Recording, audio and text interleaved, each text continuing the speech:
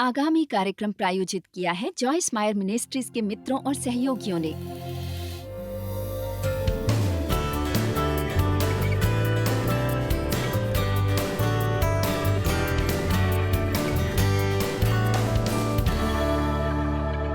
आज की सभा में आशा के लंगर के बारे में बात करने वाले हैं।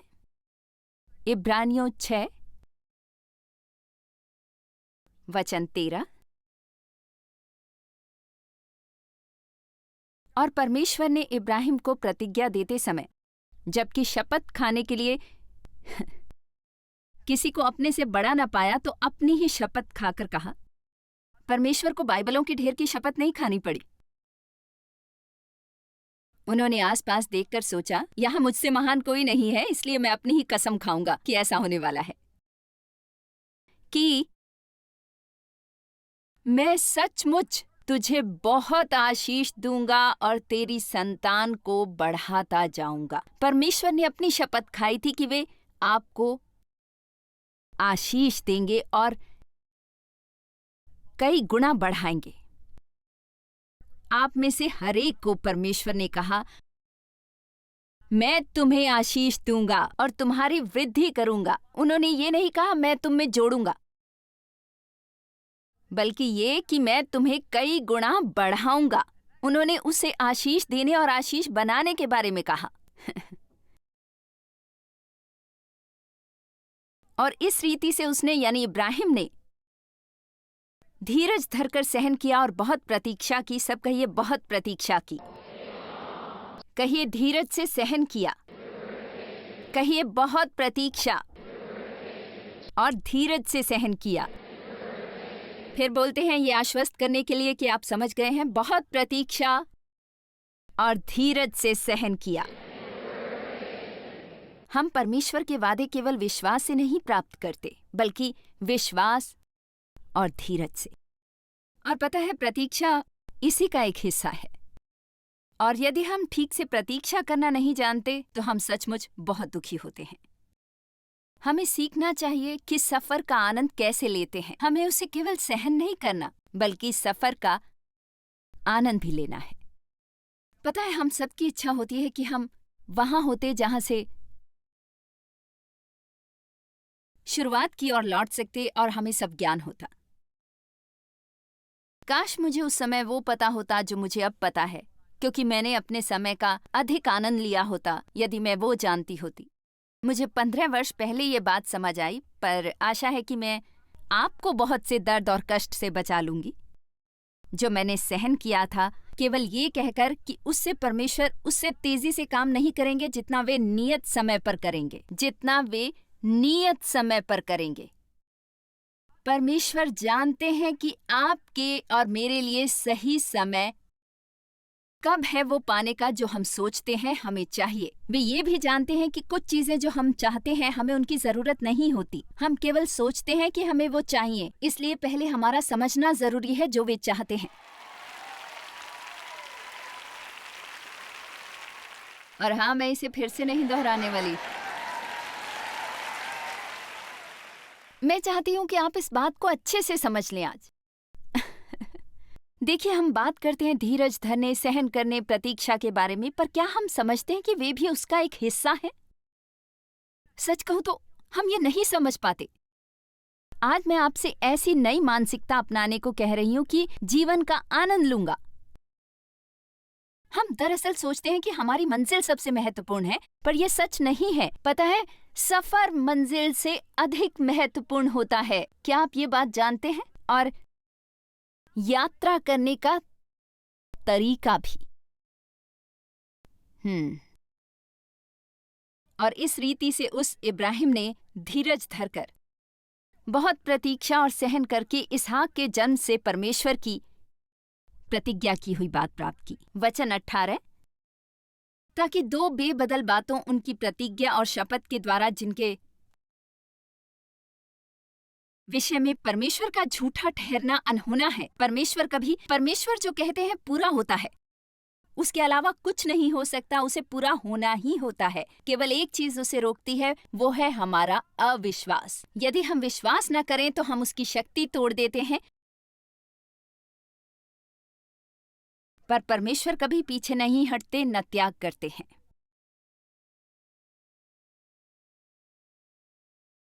हमारा दृढ़ता में ढांढस बंध जाए, जो शरण लेने को इसलिए दौड़े हैं कि उस आशा को जो सामने रखी हुई है प्राप्त करें। वो आशा हमारे प्राण के लिए ऐसा लंगर है जो स्थिर और दृढ़ है, जो न फिसल सकता है और न टूट सकता है।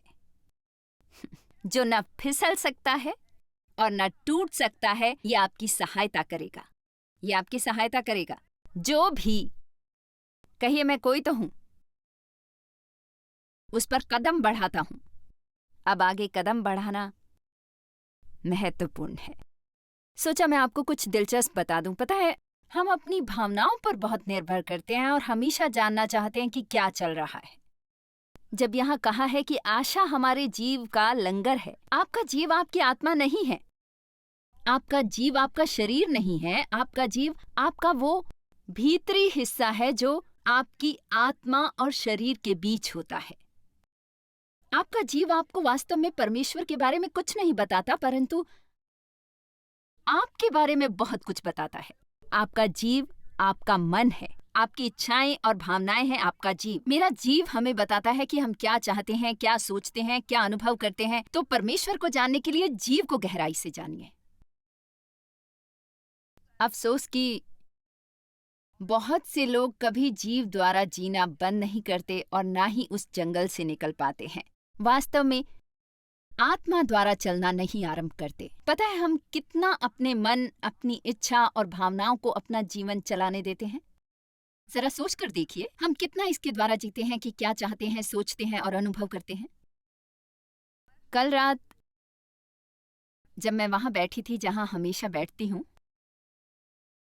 मंच पर आने की प्रतीक्षा करते वक्त, आराधना बहुत बढ़िया थी और मुझे पता था कि उसकी समाप्ति होने वाली थी और मैं परमेश्वर से कुछ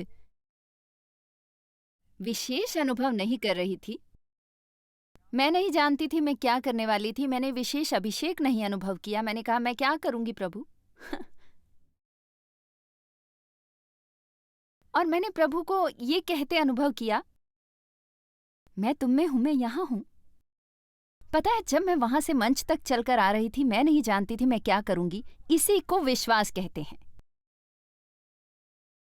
इसी को विश्वास कहते हैं। मैं बिल्कुल नहीं जानती थी। जब मैंने विश्वास में कदम बढ़ाया,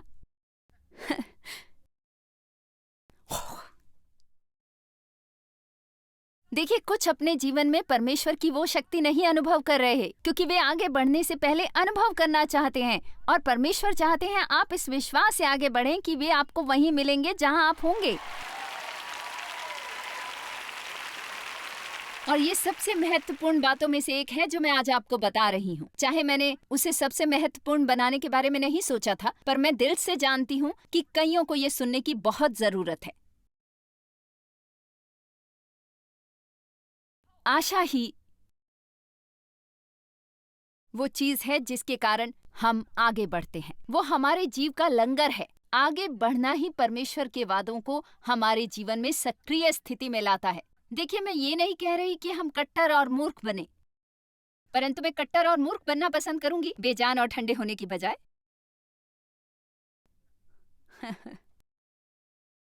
कभी कुछ ना करने, कुछ ना आजमाने या ये पता ना लगाने के कि परमेश्वर मुझसे क्या कह रहे हैं। आप उसके बारे में प्रार्थना करें जो आपको विश्वास हो परमेश्वर आपसे करवाना चाहते हैं। आगे बढ़कर उसका पता लगाना सीखें।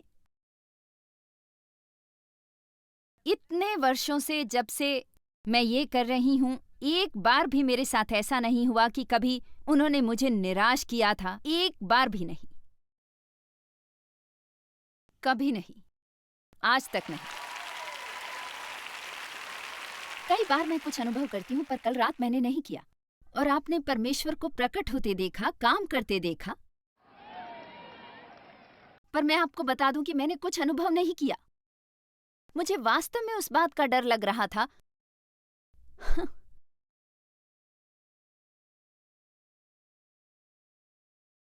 ठीक है परमेश्वर, इन 27,000 लोगों को देखकर जो चमत्कार की आशा कर रहे हैं, मैं अपने आप को अत्यधिक सामान्य अनुभव कर रही हूँ।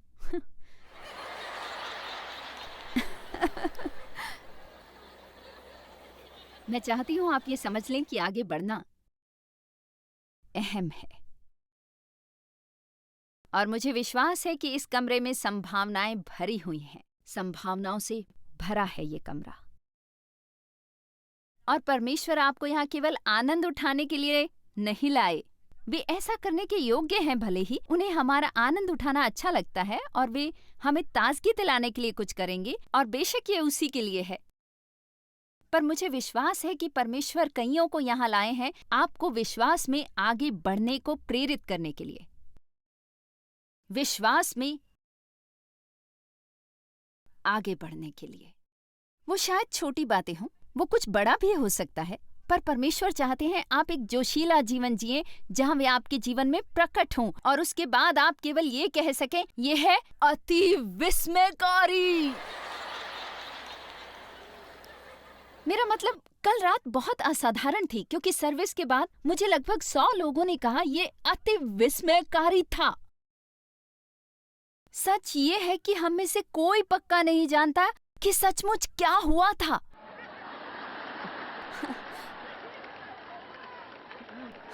हम केवल इतना भर जानते हैं कि वो विस्मयकारी था। परमेश्वर चाहते हैं कि आपका जीवन वैसा हो। मैंने कहा परमेश्वर चाहते हैं आपका जीवन वैसा हो।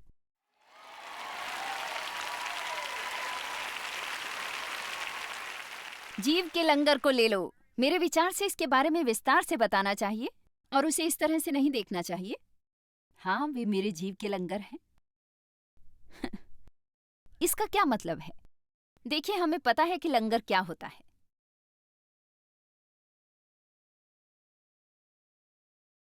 जब हम चाहते हैं कि नाव पानी में एक स्थान पर रुकी रहे, हम लंगर डाल देते हैं, क्योंकि ऐसा ना करने पर वो बह सकती है।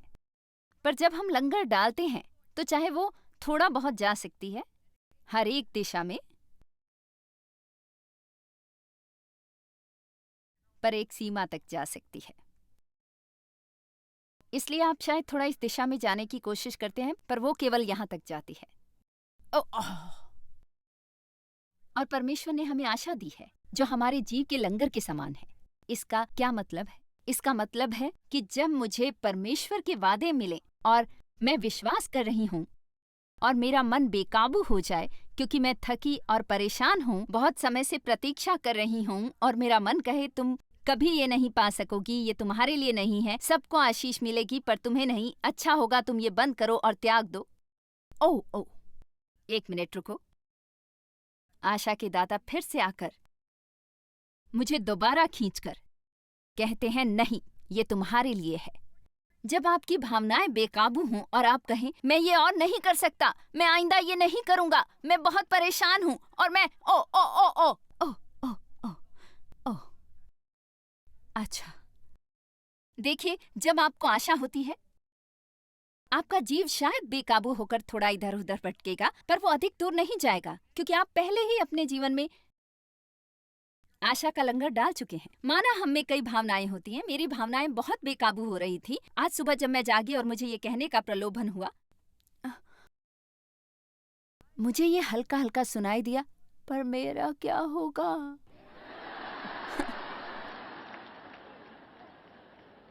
मुझे हल्का हल्का दबा दबा सुनाई दिया, पर मेरा क्या होगा? ये खत्म होने के बाद पर मेरा क्या होगा? मैं क्या करूंगी? ओ, 1 मिनट रुको। और मेरे मन ने भी 1-2 बार भटकने की कोशिश की और पता है उसके बाद ओ, और फिर मेरी इच्छा ने, मैं ये नहीं चाहती, मैं ऐसा नहीं सोचती, ऐसा नहीं अनुभव करती, ऐसा नहीं चाहती और ऐसा कभी नहीं। ओ। आपकी इच्छा पूरी हो, मेरी नहीं। क्या कोई वो समझ रहा है जो मैं कहने की कोशिश कर रही हूं? मैं आपको वो बताना चाहती हूँ जो मेरे विचार से इसका मतलब है, क्योंकि मुझसे वो आत्मिक लगने वाली पर समझने में कठिन बातें सहन नहीं होती जो हम दूसरों को बताते हैं और सब घर जाकर कहते हैं वाह ये बहुत बढ़िया था, पर किसी को उनका मतलब नहीं पता होता। इसलिए उसका मतलब सुनिए, हम आप सभी को उस आशा के लंगर के साथ घर भेजेंगे, आपके जीव को उस लंगर के साथ बांधकर, ताकि जब आपकी भावनाएं इधर उधर भटकने लगे, कभी यहाँ जा रही हैं, कभी वहां जा रही हैं, वे केवल इतना दूर जा सकें, 5 मिनट की दूरी पर परमेश्वर आपको वापस लाते हैं। आमीन। उत्पत्ति 15:1-6। इन बातों के पश्चात यहोवा का वो वचन दर्शन में अब्राहम के पास पहुंचा कि हे अब्राहम मत डर, तेरी ढाल और तेरा अत्यंत बड़ा फल मैं हूँ। तेरी ढाल और तेरा अत्यंत बड़ा फल मैं हूँ। इसे व्यक्तिगत रूप में लीजिए। और अब्राहम ने कहा जो हम अक्सर कहते हैं, प्रभु आपने मुझे ये नहीं दिया, वो नहीं दिया, ऐसा नहीं किया। अपने बारे में वो कहने लगा, हे प्रभु यहोवा, मैं तो निर्वंश हूँ, आपने मुझे क्या दिया है? और मेरे घर का वारिस ये नौकर दमिश्की एलिएजर होगा, और मैं इस दुनिया से निःसंतान ही चला जाऊंगा। और अब्राहम ने कहना जारी रखा, मुझे तो तूने वंश नहीं दिया, और क्या देखता हूँ कि मेरे घर में उत्पन्न हुआ एक जन मेरा वारिस होगा। परमेश्वर, मेरे कोई बच्चे नहीं हैं। मैंने सोचा था आप मुझे देंगे, मैं बच्चे चाहता था, मैंने उनके लिए प्रार्थना की थी, मैंने जीवन भर बहुत मेहनत की है, और जिस सब के लिए मैंने मेहनत की थी वो मेरे एक सेवक को मिल जाएगी। परमेश्वर, यदि आप मुझे आशीष देने वाले हैं और मेरे जीवन में बहुतायत अद्भुत क्षतिपूर्ति होने वाली है, तो बताइए वो कहाँ है? आपने मेरे लिए क्या किया है? वचन 4। तब यहोवा का ये वचन उसके पास पहुंचा कि वो तेरा वारिस न होगा, तेरा जो निज पुत्र होगा वही तेरा वारिस होगा। और उसने उसको तंबू से बाहर ले जाके कहा, आकाश की ओर दृष्टि करके तारांगण को गिन। क्या तू उनको गिन सकता है? आकाश की ओर दृष्टि करके तारांगण को गिन, क्या तू उनको गिन सकता है? फिर उसने उसे कहा, तेरा वंश ऐसा ही होगा। हम सभी के तंबू होते हैं और हम सब उसमें बहुत समय बिताते हैं। यदि हम बाहर निकलकर कुछ और नहीं देखते तो हम कहने लगते हैं, नहीं, परमेश्वर के वादे मेरे लिए कभी सच नहीं होंगे, मुझे केवल गंदे बर्तन और लंगोट दिख रहे हैं, मेरे पति की अब तोंद निकल गई है, ये गंजे होने लग गए हैं, मैं इस सब से थक गई हूँ, उकता गई हूँ, हमारे पास पैसे नहीं, गाड़ी खराब हो गई है, मैं परमेश्वर के वादों पर विश्वास करने की कोशिश कर रही हूँ, मेरे लिए वे कभी सच नहीं होंगे। परमेश्वर कहते हैं, तंबू से बाहर निकलो।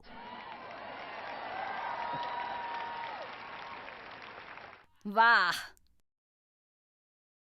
मेरे लिए भी शायद थोड़ी आशा है। पता है आपने इस हफ्ते क्या किया है? और वो आपके लिए बहुत अच्छा है। आप अपने तंबू से बाहर आए हैं। आप इस हफ्ते अपने तंबू से बाहर आए हैं और ऊपर देख रहे हैं और अद्भुत कहानियां सुन रहे हैं, अच्छा प्रचार सुन रहे हैं, परमेश्वर की आराधना कर रहे हैं और दूसरे अभिषेकित लोगों के साथ हैं। मैं आपको कहना चाहती हूँ कि आपको सावधान रहना है अपने तंबू में अपनी समस्याओं और परिस्थितियों को देखने में बहुत समय बिताने के बारे में, क्योंकि ऐसा करने पर आप अपनी आशा गंवा देंगे और विश्वास नहीं कर सकेंगे कि परमेश्वर आपके लिए वो करेंगे।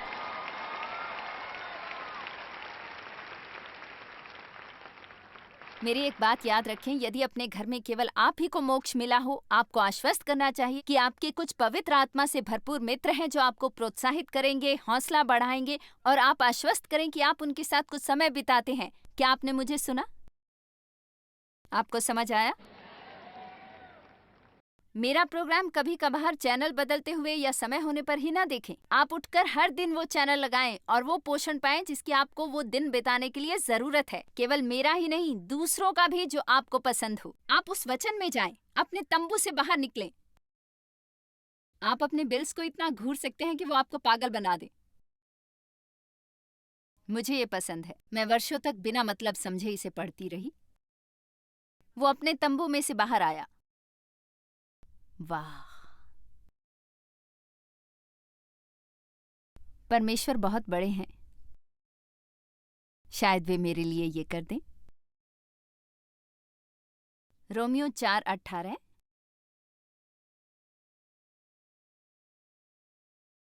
वो एक व्यक्ति था जो कुछ चाहता था, उसे सहन करना पड़ा था,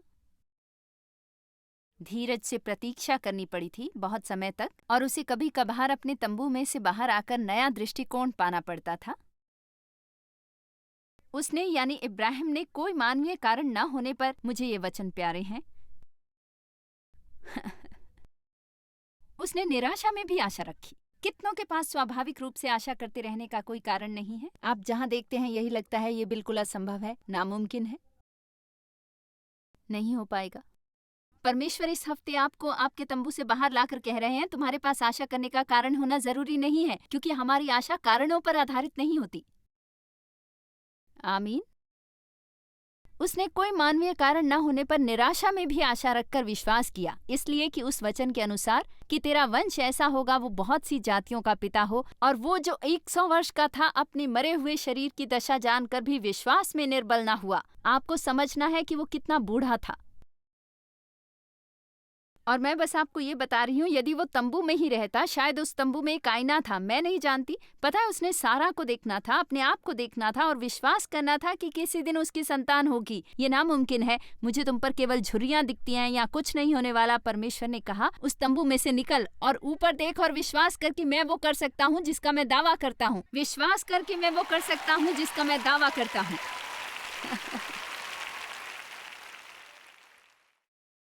यदि आप बहुत समय तक अपनी परिस्थितियों को घूरते रहेंगे, आप मुश्किल में पड़ेंगे। यदि आप बहुत समय तक अपने को देखेंगे तो मुश्किल में पड़ेंगे। उन सबको मत देखो जो यीशु से ध्यान हटाएं, जो हमारे विश्वास के लेखक और पूर्ण करता है। उन सबको मत देखो जो यीशु से ध्यान हटाएं। केवल यीशु को देखो, जो लेखक और पूर्ण करता है हमारे विश्वास का। कल मैं नहीं जानती थी कि मैं क्या करूंगी, पर परमेश्वर जानते थे, और मैं विश्वास में आगे बढ़ी और परमेश्वर प्रकट हुए, और मैंने ऐसे ही जीवन बिताया है पिछले 35 वर्षों से। आप भी वही कर सकते हैं। पता नहीं जॉयस मायर होना कैसा होता होगा। उससे बिल्कुल भी अलग महसूस नहीं होता जैसा शीला, सुनीता या कोई और होना। हम भी मनुष्य हैं, आप ही की तरह, और परमेश्वर हमें इस्तेमाल करते हैं, और वे आपके लिए भी वही करेंगे। उसने कोई मानवीय कारण न होने पर निराशा में भी आशा रखकर विश्वास किया। इब्राहिम ने अपनी परिस्थितियों को अनदेखा नहीं किया, उसने उन्हें देखा। उसे पता था वो कितना बूढ़ा था और सारा कितनी बूढ़ी थी। उसे पता था परमेश्वर जो कह रहे थे वो असंभव था, पर उसे शायद कुछ विस्मयकारी बातें याद आई जो परमेश्वर ने अतीत में की थी, और शायद उसने हमारी ही तरह निर्णय लिया कि वो आशा का बंदी बनेगा। उसने निर्णय लिया कि वो आशा का बंदी बनेगा। ने ने ने ने ने ने मुझे परवाह नहीं कि इस वक्त वो बेतुका लगता है। मुझे परवाह नहीं कि ये कितना अर्थहीन है। मैं आशा करूंगा, मैं विश्वास करूंगा और भरोसा करूंगा। परमेश्वर के वादों पर आगे बढ़ूंगा, परमेश्वर के वादों पर। देखिए, आप नहीं जानते आप किस योग्य हैं, और आप में से कुछ कभी जान नहीं पाएंगे यदि आपने आज मुझे सुनकर ये नहीं कहा होगा, मैं आगे बढ़कर पता लगाऊंगा। पर मान लो मुझसे भूल हो जाए तो वो इतना बड़ा अनर्थ नहीं होगा। मैं परमेश्वर से चूक गई तो वे ढूंढ लेंगे।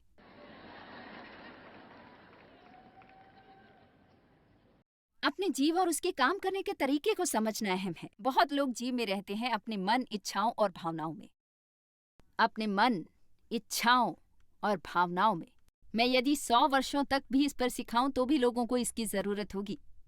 मैं ये सोचती हूँ, वो सोचती हूँ, ऐसा सोचती हूँ, वैसा सोचती हूँ, ये महसूस करती हूँ, मैं ये सोचती हूँ, ये महसूस करती हूँ, ये सोचती हूँ, ये चाहती हूँ, ये महसूस करती हूँ, वगैरह वगैरह। आपको लोगों को सुनना चाहिए। वे हमेशा आपको बताएंगे वे क्या सोचते हैं। मेरे विचार से मैं बताता हूँ मैं क्या सोचता हूँ, ये ठीक है। मैं ये चाहता हूँ, वो चाहता हूँ, परमेश्वर मैं चाहता हूँ, प्रभु मुझे ये चाहिए, ये अनुभव होता है। वे हमें कहते सुनना चाहते हैं, परमेश्वर आपकी इच्छा पूरी हो। देखिए, मैं असभ्य या कठोर नहीं लगना चाहती, मैं किसी का दिल नहीं दुखाना चाहती, पर याद रखिए हम क्या सोचते हैं वो मायने नहीं रखता। मायने रखता है परमेश्वर का वचन क्या कहता है। मायने रखता है परमेश्वर का वचन, वो नहीं जो हम सोचते हैं। और हमें कुछ चीजों के बारे में न सोचना सीखना है। हम चीजों के बारे में बहुत सोचते हैं।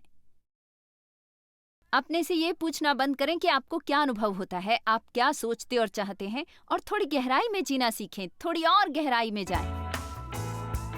आशा बहुत बहुत शक्तिशाली है और इब्रानियों अध्याय 6 वचन 19 हमें याद दिलाता है कि परमेश्वर के साथ हमारे पास जीव के लंगर के रूप में आशा होती है।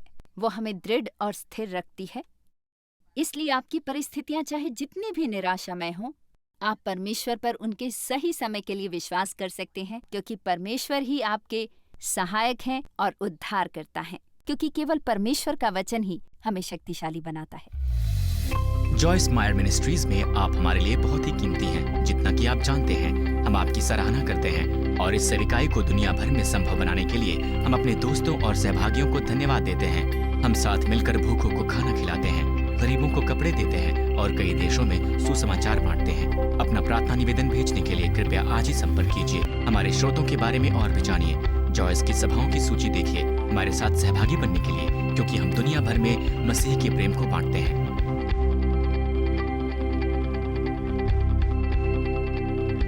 इसका खर्च उठाया है जॉयस मायर मिनिस्ट्रीज के मित्रों और सहयोगियों ने।